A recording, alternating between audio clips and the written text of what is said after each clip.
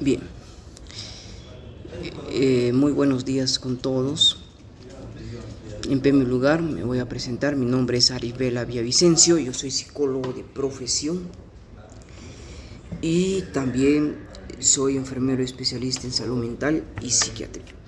Bien, el tema que tal vez quiero abordar en este tiempo es sobre algunos trastornos de la personalidad, ¿no? Y entre ellos vamos a visualizar uno de ellos, de los trastornos de la personalidad, es la psicopatía, ¿no? Nosotros tenemos que tener entendido que este trastorno va a estar presente en cualquier persona, ¿no? No sabemos, inclusive podría estar presente, como se dice, dentro de nuestro vínculo familiar, ¿no? Sabemos que el psicópata es responsable de sus actos, al entender, ¿no? Es responsable de sus actos y que no pierde el contacto con la realidad, ¿no? Ahora nosotros definimos que este es un trastorno psicológico que se caracteriza por deficiencia, más que todo, del control de las emociones, el control de los impulsos. Justamente hay una insuficiencia de adaptación a las normas morales, ¿no? A la sociabilidad, a las tendencias, a la actuación y a las conductas antisociales. Entonces, en estos términos muy técnicos, en estos términos, tenemos que ver que una persona que tal vez tiene un trastorno de autocontrol de impulsos o tiene problemas en las emociones, ¿no? Es decir, pero no ha perdido por nada del mundo ese contacto con la realidad, pero sí se ha ido estableciendo. La aceptación utiliza por el DMS en el año 1980 adoptó, ¿no?, la terminología trastorno antisocial de la personalidad. Este término supone que es un sinónimo al delincuente habitual, pero no todos los delincuentes habituales vamos a considerar como psicópatas. Pero hoy en día, si vemos dentro de la sociedad los trastornos de la persona antisocial, la mayoría de criminales o la mayoría de delincuentes tienen este problema, ¿no?, que ya muchos están cerca a la psicopatía. Y el patrón general es muy importante. Una persona que desprecia, hay violación de los derechos, la violación más que todo de los derechos de los demás, ¿no? Por ejemplo, una persona que ya está bajo los efectos, por ejemplo, del alcohol o de la droga, ya es una persona que ya podría romper normas y leyes, ¿no? Y que en algún caso se puede visualizar, ¿no?, que esta persona que está bajo los efectos del alcohol o el consumo de una sustancia, esta persona genera violencia en su casa, violencia familiar. Y mira, hay dos áreas que se alteran: la emocional y la interpersonal, y el estilo de vida. ¿En qué consiste el área emocional o interpersonal? Acá tenemos, hay locuacidad, hay encanto superficial, mucho egocentrismo, vanidad desmedida, ¿no? En caso de un alcohólico crónico, ¿no?, es muy egocéntrico, ya no es necesariamente ya que tome con otras personas, sino toma solo o toma pues dentro de su hogar, ¿no? Hay un desafecto emocional, ¿no? Prácticamente esta persona, no sé qué le pasa, pero por el motivo que haya consumido una sustancia, tiene tendencia siempre a atacar. Es mentiroso, es manipulador, hay hedonismo exacerbado, hay afán de notoriedad, la percepción distorsionada de la vida, especialmente en psicópatas. En algunos casos también va a ser muy frecuente en personas que consumen el alcohol, ¿no? Por ejemplo, cuando hablamos en esta figura de acá, Vemos que hay mucha locuacidad y mucho encanto superficial, ¿no? El psicópata prácticamente,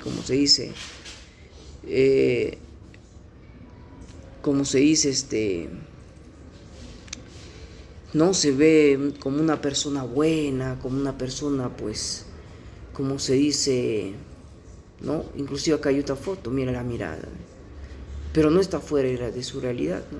Hay un egocentrismo, una vanidad desmesurada, ahí está la vanidad desmesurada, tal como lo visualiza ahí. También vemos el desafecto emocional, ¿no? Relaciones basadas a utilismo puro, ¿no? Ahí está el desafecto emocional, ¿no? Personas que siempre fomentan mucha violencia familiar, violencia contra la pareja, ¿no? Violencia. Y acá vemos que siempre hay puntos débiles donde el psicópata tiene tendencia a ser mentiroso y manipulador.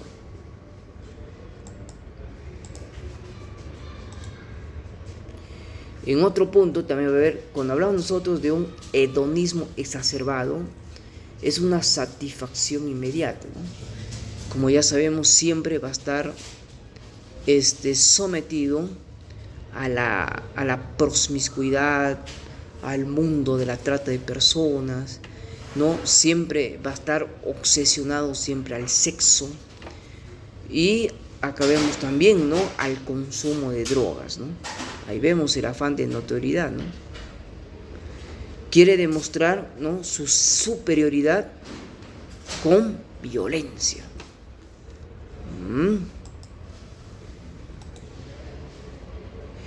También vamos a ver una percepción distorsionada de la vida. ¿Cuál sería? Acá, el consumo excesivo de alcohol. La persona que ya está en el alcoholismo crónico, en el consumo de sustancias psicoactivas, tiene esta percepción distorsionada de la vida. También está acá, ¿no?, el consumo excesivo, ¿no?, de alimentos no saludables, ¿no? Inclusive acá, ¿no?, vemos el pandillaje, ¿no? Acá está el pandillaje, ¿no?, la violencia entre amigos. Mira acá, la criminalidad. Todo esto se refiere a una percepción distorsionada de la vida. En estilos de vida tenemos la impulsividad. Estas personas siempre van a ser impulsivo, y la deficiencia de control en su conducta, más que todo cuando consumen una sustancia psicoactiva. Hay necesidad de excitación continuada, irresponsabilidad, incapacidad para cumplir sus compromisos, ¿no? Y también están las manifestaciones tempranas de conductas asociales. Uno de ellas, podemos ver, ¿no?, la crueldad con los animales, incendiar algo o enuresis, ¿no? Pero más que todo vamos a ver este problema. Ahora, ahí está la impulsividad. Mira, ve, todo esto, mira, ve. Acá vemos las peleas, ¿no? Las peleas callejeras, mira esto, ¿no? Acá también esta figura, ¿no?, como este niño le jala el pelo, ¿no?, a su hermanita. Todo este problema ya puede acarrear más adelante un trastorno intermitente, explosivo, o un trastorno desafiante, ¿no? Pero para primer lugar yo tengo que ver que esta persona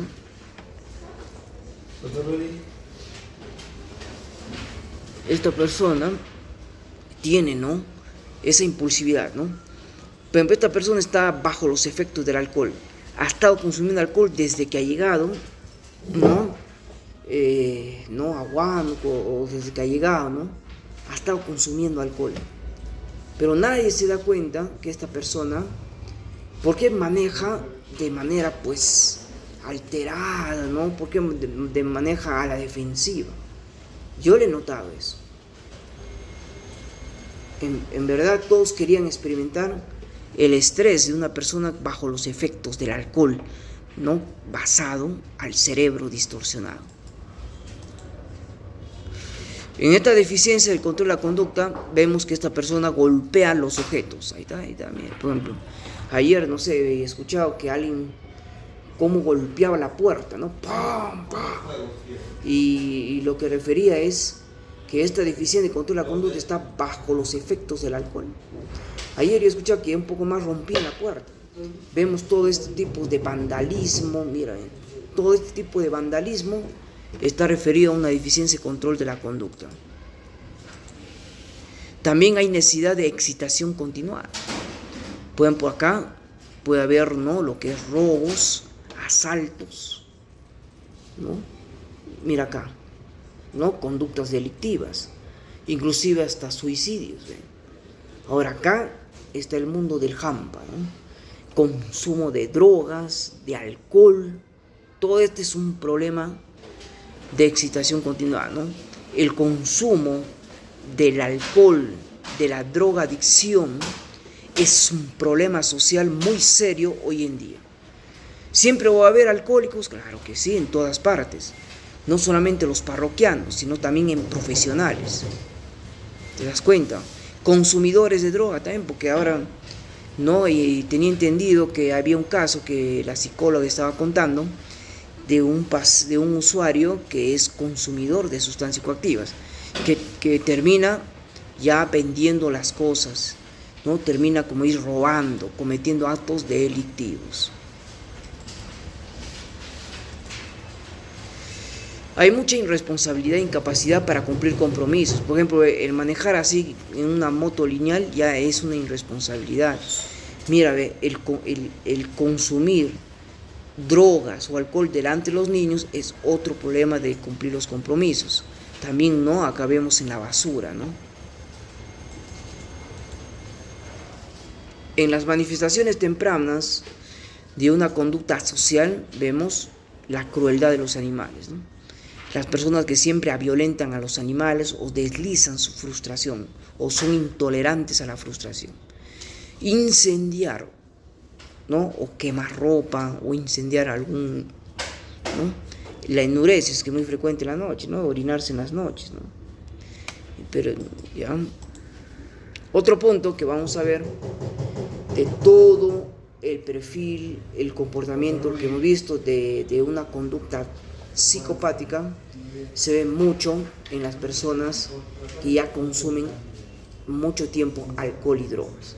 El análisis criminológico del comportamiento violento del psicópata, bueno, como ya Robert Hart, ¿no?, nos dice que no todos los delincuentes son psicópatas, en alguna mayoría ahí está la conducta antisocial, es propia de los delincuentes. No hay que dejar de lado los aspectos interpersonales y afectivos que vemos, ¿no? Simplemente la conducta antisocial es propio de los delincuentes, propio de los criminales, propio de las personas que matan a sangre fría, como ya estamos viendo, ¿no? Las extorsiones, todo esto se está tratando de luchar, ¿no?, contra esta inseguridad, ¿no? ¿De qué sirve un país inseguro, un país lleno de violencia, ¿no?, que no lleva nada al progreso? Una persona que piensa que todos les tienen que respetar porque es parte del hampa, ¿no? No todos los psicópatas caen en la delincuencia, pero muchos de ellos incurren a delitos muy graves. Eso nos dice Robert Hart, ¿no?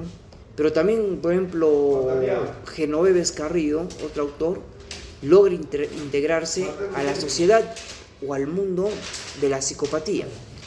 Son auténticos, dicen los psicópatas, son como camaleones o capaces de adoptar como un camuflaje social, de acuerdo a sus intereses, a veces abusando emocionalmente, ¿no?, o psicológicamente sin incurrir a actos delictivos. Eso vemos en personas que están bajo los efectos de una droga o de un alcohol.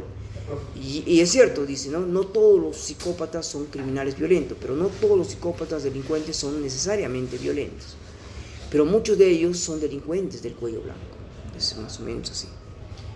Pero si hay psicópatas criminales muy peligrosos, muy crueles, como he visto de esos psicópatas de alta peligrosidad del Tren de Aragua, ¿no?, de Venezuela, ¿no? Hay personas capaces de cometer crímenes atroces, a sangre fría, ¿no? Y no son necesariamente psicópatas, pero eso vemos prácticamente, observamos hoy en día en nuestro entorno. Las características típicas de la conducta violenta del psicópata, como ven ahí, es matar cruelmente a un animal, golpear violentamente a una persona. También vemos otra crueldad, mira, ¿no? Acá vemos a este señor con un hacha, con un arma blanca, ¿no? O cometer cualquier acto criminal, ¿no? Como vemos acá, ¿no? Con un objeto, ya sea con un arma de fuego, con un arma blanca, ¿no? También la violencia psicopática se manifiesta en múltiples formas o intensidad, tanto es físico como psicológicamente, desde la humillación hasta el asesinato más cruel y más sádico, ¿no? El sadismo y los maltratos. La conducta violenta psicopática, vemos que la mayoría de psicópatas, en un 30% según Robert Hart, en el año 1999, son los que someten a violencia doméstica, ¿no? El psicópata le da un sentido utilitario a su familia, sí, para sus fines económicos, sexuales, y los tiene como esclavos. Todo miembro de la familia que esclaviza, ya hemos dicho bien claro, ¿no? Que esclaviza a uno, ¿no? Su familia, esposo, hijos tienen que soportar todo tipo de vejaciones, humillaciones, soportar abusos físicos, psicológicos, bajo los efectos del alcohol, de la droga. Los psicópatas en verdad no se aman ni ellos mismos, ni aman a nadie. Prácticamente, aunque ellos dicen, yo te amo, yo te quiero, no amas a nadie, ni te amas a ti mismo. Entonces, una de las primeras conductas violentas, la violencia doméstica. También en algunos casos se da el homicidio absurdo, cometido sin motivo aparente, solo por no controlar los impulsos. Tienen necesidad de excitación, ¿no? Muy aparte de la crueldad, son fríos, son nulos en el valor de la vida humana y vacíos emocionalmente. Muchos crímenes absurdos son cometidos por personas muy jóvenes, como adolescentes, incluso niños. Pero estos homicidios absurdos se dan mayoritariamente cuando una persona está bajo una sustancia, ¿no? Ya sea alcohol o sea droga, ¿no? Que matan, pero de manera bajo esa sustancia. Tercero es el asesinato y la agresión sexual en serie, ¿no? Este tipo de crímenes cometidos por psicópatas es muy diferente el acto criminal de un psicópata a de un psicótico, ¿no? Los psicópatas conforman grupos más nutridos, más peligrosos, a un 70% de ellos, ¿no? Porque lo planifican, lo organizan sus delitos para borrar rastros, ¿no? Por ejemplo, preparan minuciosamente cómo van a asaltar a su víctima, cómo lo van a matar. Prefieren que tienen la necesidad de matar. Y el móvil no es puramente sexual, sino matar. En caso del psicótico, si comete un crimen es porque está fuera de la realidad y va a necesitar siempre un tratamiento farmacológico, mientras que el psicópata no. Y la mayoría de psicópatas tienen que terminar en la cárcel. Por eso que la motivación criminal es necesidad de sentir poder, control sobre el psicópata siente poder, siente que lo tiene ya controlado a sus víctimas, siente que es intocable, sensación de vitalidad. Por eso es que el psicópata tiene un exacerbado hedonismo, necesidad de satisfacer sus impulsos sexuales en toda vía. Algunas teorías sobre el comportamiento psicopático. Jade, en 2021, el psicópata tiene un estado de adicción a la violencia. Todo el tiempo va a repetirse el ciclo de la violencia, relacionado con el desorden por el síndrome del estrés postraumático. Los psicópatas han sufrido inclusive malos tratos en la infancia. ¿Qué habrá pasado en su infancia? Han vivido sufrimientos, violencias, con un proceso de vivir en padres muy permisivos, padres en un ambiente de alcoholismo, de drogadicción. Todo eso prácticamente ha formado que la persona sea adicto a la violencia. En la intervención con el psicópata Moya, en 1993, las terapias biológicas o electroshock o la lobotomía podría ayudar como no podría ayudar. El internamiento preventivo por incapacitación podría ayudar o no. Ahora, el encarcelamiento Bueno, ahora el tratamiento, ¿no? Para controlar esa conducta violenta, el tratamiento farmacológico sí no ayudaría en nada. Ahora el tratamiento institucionalizado, ¿no? Que son las terapias que se trabajan, ¿no? En los centros penales, ¿podría ayudar? Tal vez no, tal vez no. Entonces, a veces ya sabemos que estas personas prácticamente no tienen ya una cura. Melot en 1988 formuló su hipótesis, lo que él llamó estado reptiliano. Explicó, utiliza que la analogía entre sus estructuras biológicas y cerebrales y las de los reptiles. El reptil no cuenta con un sistema límbico desarrollado como para permitir una vida afectiva. El reptil es incapaz de acumular comida para hacer frente a periodos de escasez, que carecen la capacidad de anticipar consecuencias. Igual es el psicópata. El psicópata carece de ese sistema límbico en el cerebro. Y no es porque no lo tiene, pero carece. Por eso no tiene ningún remordimiento hacia los demás, ni arrepentimiento, ni empatía.